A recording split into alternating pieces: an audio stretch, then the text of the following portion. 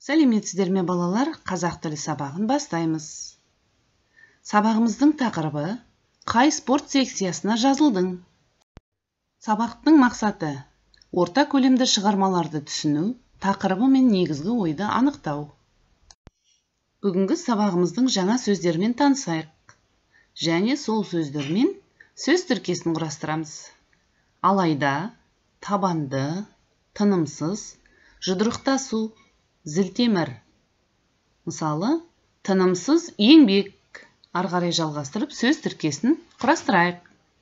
Ал балалар, жаңа сөздермен танысып болдық, сөз тіркесін құрадық. Енді тапсырмалармен жұмыс жасайық. Бірінші тапсырма: жазылым, айтылым. Суретке қараймыз. Балалардың қандай спорт секциясына барып жүргенін айтайық. Әңгіме құрап жазамыз. Әңгіме жақсы құрады деген ойдамын балалар. Енді екінші тапсырма: айтылым бойынша. Ауызша орындаймыз.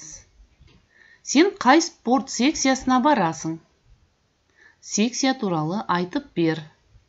Спорт секциялары қандай секциялар? Мысалы, баскетбол, футбол, шаңғы, ауыр атлетика, тоғызқұмалақ, бокс және күрес.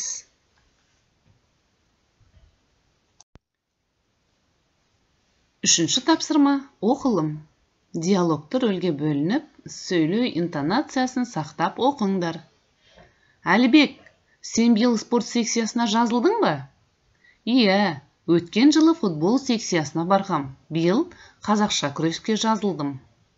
Онда немен шұғылданасыңдар? Күн сайын 3 сағаттан тынымсыз жаттығамыз. Жаттықтырушыларың кім? Жаттықтырушымыз атақты балуан. Жаттықтырушыларың қатал ма? Жоқ, жаттықтырушымыз қатал емес. Қазақша күрестің талабы қатал.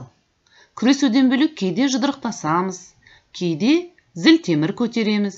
Өйткені қазақша күрес күштілікті, табандылықты қажет етеді. Ал жеңу, ұту басты мақсат. Қандай керемет, мен де қазақша күреске жазыламын. Өте жақсы, көріскенше.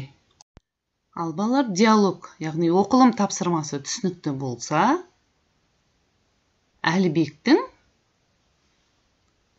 қандай спорт секциясына баратынын білдік. Және ол қандай жұмыстар атқарады екен? Әлібекке ұнай ма? Осы сұрақтарға жауап берейік.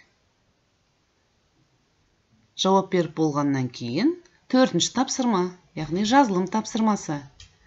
Осы мәтіндегі қою қаріппен берілген сөздерді сөздік дәптерімізге жазамыз. Мысалы, кейде жұдырықтасамыз деген сөз бар, е?